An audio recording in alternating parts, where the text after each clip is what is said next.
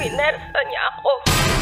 Mas pinainit. Ramdam ko ang halik niya sa leeg ko, bababa sa aking. At mas pag-uusapan. Tinanggal niya bigla yung panty ko. Mga sikretong dito mo lang mapapakinggan. Top Secrets. Top Secret. Top Secret. Top Secret. Hi Kabisyo, it's me DJ Rakitar and welcome to the program Top Secrets, kung saan pwede kang makapagbahagi ng iyong pinakatatagong sikreto. At meron na nga po tayong caller on the line. Hello, magandang gabi sa'yo. Hello? Hello po, good evening. Good evening. Pwedeng malaman ko anong po. alias nila? Hello po. Anong pangalan nila? Italian lang po sa pangalang Jay.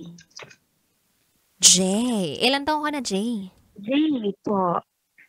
34. Jay. Actually, hindi ko nababanggitin po yung place. Basta along po Middle East. Okay, si Jay, 34 years old, from Middle East. Okay, Jay, di na ako magpapatumpik-tumpik pa ha. Ano ang top secret mo? Na-inlove po dun sa isang Arab man na kalaunan ay naiwan. Iniwan.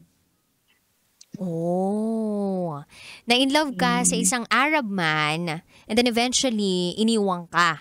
Ito bang Arab man na ito ay walang sabit? Sorry po? Ito bang Arab man na in love, etong lalaking kinainlaban mo na Arab man ay walang sabit? Wala naman po. Single po siya. Single Actually siya? po, dito po, yes po. Actually po, OFW from Middle East. So, nag-try po ako ng mga dating site. So, at one time, nakilala ko siya, na-meet ko din siya. For almost 1 month din kami nag-uusap through online. Dun sa site. Pero naging And then, officially kayo? Po? Officially naging kayo? Yes po, opo. Almost 2 months din kami nagkakausap. Kasi yung 1 month namin before magkita, naging kami rin. So, tumagal din kami ng 2 months. Tapos mga nakailang labas kayo? Yung first meet namin kasi, hindi siya yung kagaya ng ibang Arab man na mag-expect agad or mag-ano agad ng, alam niyo na po, gusto agad ng ganito, ganyan. Ano yun? Di namin alam yun. Kasi yung kadalasan po talaga na nakakausap ko, asking talaga for if ever pwede bang ganito, ganyan. So, sa kanya kasi never ko naranasan nag-open up siya ng ganun about sex. Okay. Then, nag-meet po kami. Apo. So, nung nag-meet kayo, parang nagustuhan mo siya kasi feeling mo gentleman siya at parang hindi naman yun yung habol niya sa'yo. Actually, DJ Rocky, gentleman talaga siya kasi at one point, never dun sa mga nakaka-date ko dun sa Philippines, hindi naman po nila lahat ko yung mga Pilipino pero kadalasan kasi di ba hindi ganun ka-gentleman. Hindi naman lahat. Pero meron pa rin naman talaga. Pero ito kasi nakilala ko siya at first, pagbubuksan ka talaga niya ng pinto, ng sasakyan, ganito, ganyan. Lahat ng gusto mo kailangan binibigay niya. Lahat ng suggestion mo, mauuna ka talaga sa lahat ng niya. Bago yung kanyang opinion. Okay. So, naramdaman mo yung care niya sa'yo, yung pagiging gentleman niya. Tsaka, binigyan ka niya ng tamang atensyon. So what went wrong? Bakit bigla na lang siyang nawala? Ito na, DJ Jackie. Nung first meet namin, ganito, kain sa labas, kape. Nung second meet, ganun din. Then, umabot na nga kami ng 1 month. Then, may nangyari na. Yung nangyari na yun is, yung first na yun is sasakyan. Sa sasakyan. Nakipagtsyug-tsyugan ka sa sasakyan.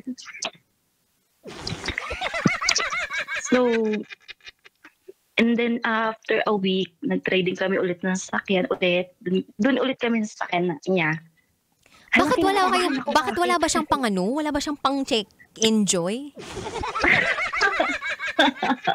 Meron naman, DJ Rocky. Actually, gusto niya sa bahay. Kaso naman, kasi yung father niya nandoon, yung mother niya, alam niyo naman po, medyo sensitive kasi yung kultura nila.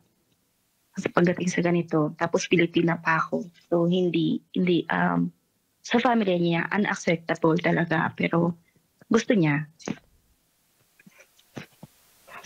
Okay, so may mga nagaganap na sa inyong tsugan. O pagkatapos nun, ganito, DJ Rocky, nung nangyari yun, after niya nag-decide na kami mag-rent, dito kasi sa Middle East, hindi ka pwede mag-rent as long na hindi ka pa kinakasal. So, kailangan matinding, alam niyo na po. So, yun. So, nag-rent kami. Meron siyang friend na nagre-renta ng isang apartment. Nag-rent kami for 5 hours, 6 hours, ganun. And then, yun po, dumating sa point na nakakailang rent kami, every day off ko, ganyan. Then, yung last namin, bago kami nagka-ganito, is nag-try kami na magkita ng gabi. So, alam niyo naman yung lola ko, hindi. Minsan, parang hinahanap-hanap mo yung care niya. So, parang nag-usap kami na magkita ng gabi. okay. O tapos, natuloy ba o hindi? Actually, DJ Rocky, natuloy kami doon sa apartment niya. And then, nung natuloy kami sa apartment niya, hindi ko expect na after namin, siguro by 4 to 5 a.m. So, naharang kami ng isang police mobile. So, that moment kasi medyo may problema pa yung papel ko dito. Pero on process naman kasi nung time na yun. At yung amo ko kasi malaking tao dito sa Middle East na to. Mm-hmm. So, nung moment na yun nga, instead na makulong ako, hindi ako kinulong. So, nandun lang ako sa may office nung higher position ng police station. And then, siya yung nandun pa rin siya, naka-convoy siya, nandun pa rin siya sa station na yun. So, until 10 a.m., hindi niya ako hinayaan. Okay. Na, alam niyo naman po. Then, nung umuwi ako dito sa work ko, yung mga ka-work ko, lalo yung bodyguard, ganyan, na pagalitan ako kasi nga malaking tao yung amo ko. So, dumating sa point na napagsabihan nila ako hindi maganda. And then, tinakot nila yung guy.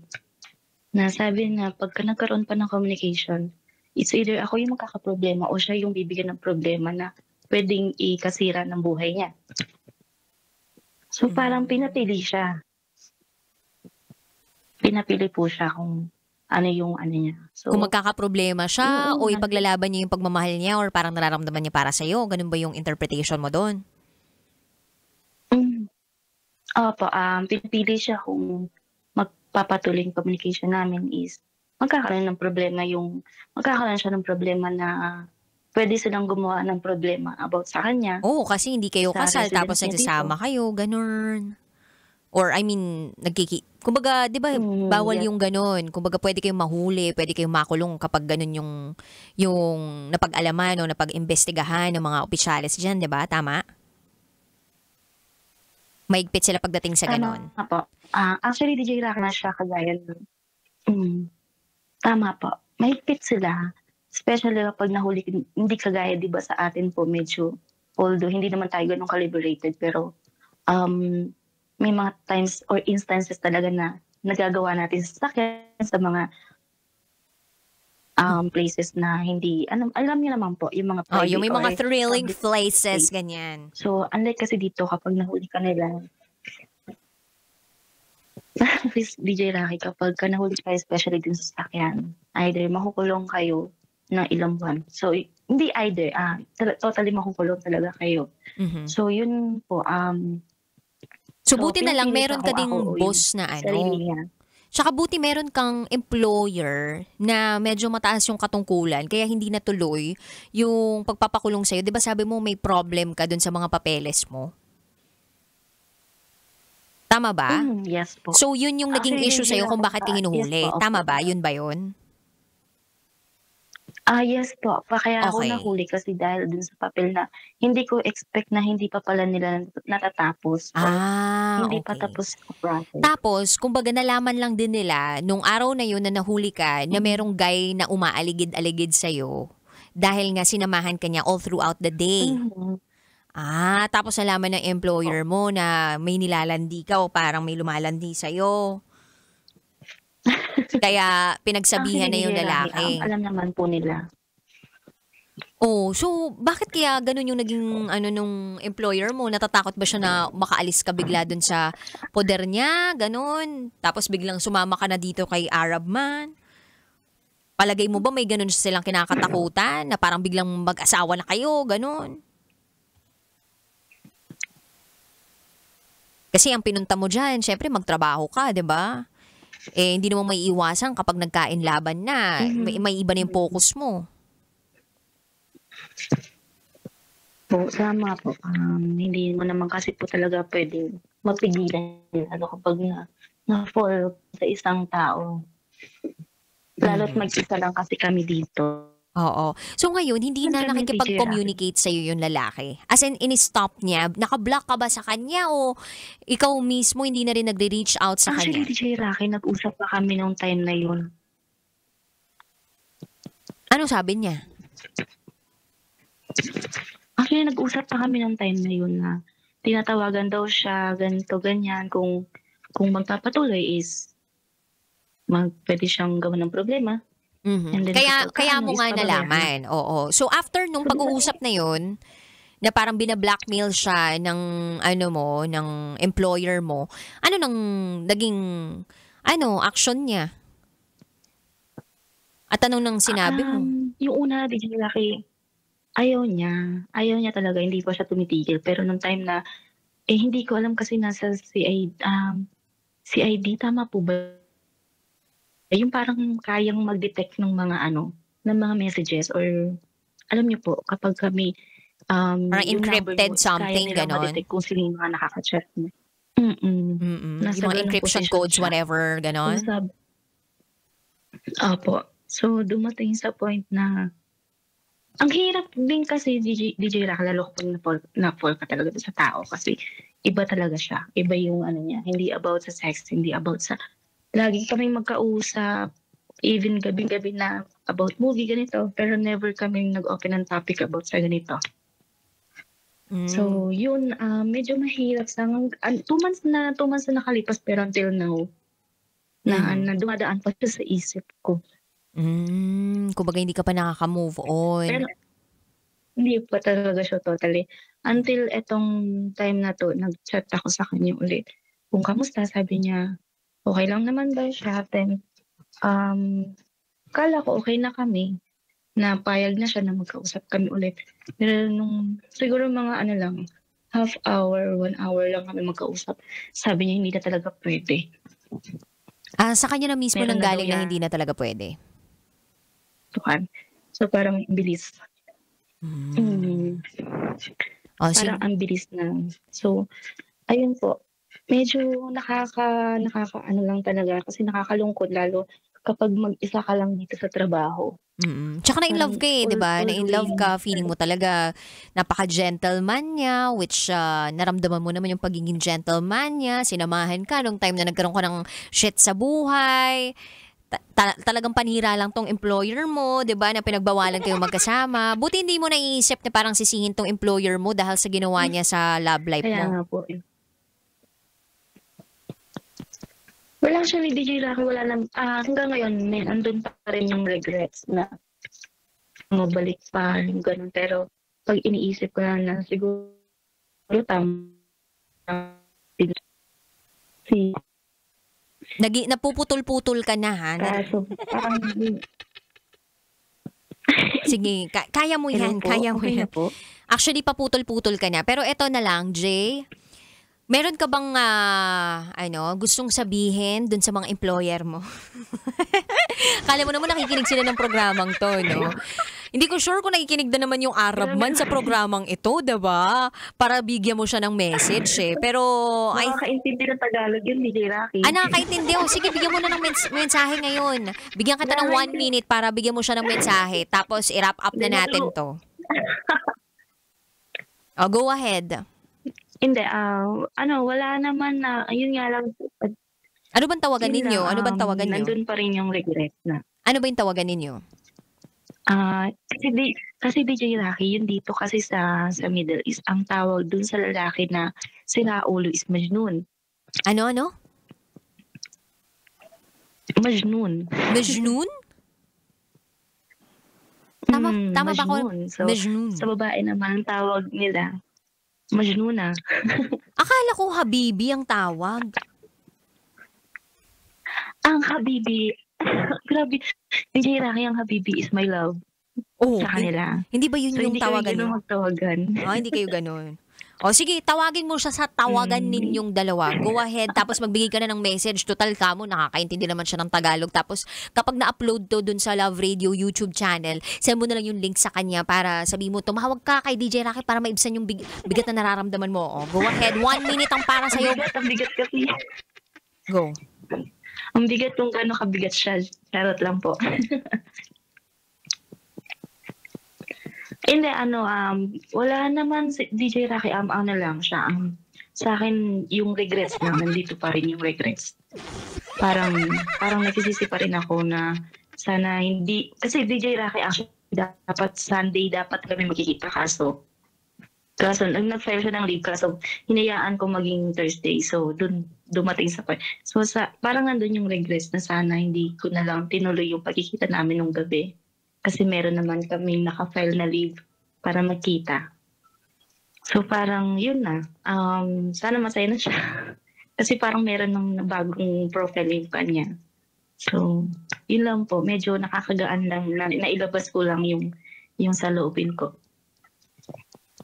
Yeah, and it's good to know na kahit paano gumaan yung nararamdaman mo kasi yun naman talaga yung intention and purpose ng programang ito. Ang mapagaan ang bigat na nararamdaman ng mga kabisyo nating tumatawag sa programang ito. So, I hope na makapagproseso ka ng iyong nararamdaman at sana hindi mo nasisihin yung sarili mo because I think it was really bound to happen kasi baka kung hindi man nangyari yan ngayon, baka mas malalim, mas masakit yung mga magaganap pa sa mga susunod na panahon, sa mga susunod na araw. So, maybe this is also a God's blessing para sa'yo and use it, no? Para kahit papano, mas tumibay ka palalo at mas mag-focus ka sa trabaho mo, diba? Darating din ang taong tatrabahuhin ka ng todo. Wow! Charot, darot. Trabahuin talaga. Oo naman. Nagtatrabaho sa kanya DJ Rocky before. Ayan. Hindi yung namimiss ko. Charot lang. Huwag ka mag-alala. Malay mo ikaw naman yung trabahuhin next time. So anyway, thank you so much, Jay, for calling. Ingat lagi. Salamat, DJ Rocky. Thank you. Thank you. Bye.